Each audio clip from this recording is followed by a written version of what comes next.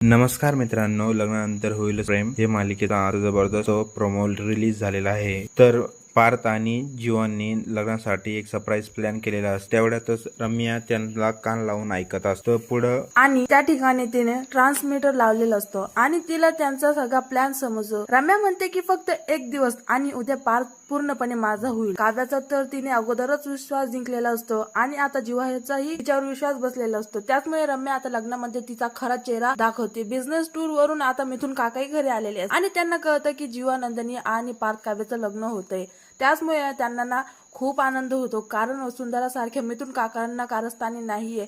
पण रम्याचा काव्याबद्दलचा एवढा चांगलापणा पाहून त्यांना संशय येतो। त्याचमुळे ते पिहूच्या मदतीने रम्यावर लक्ष ठेवतात।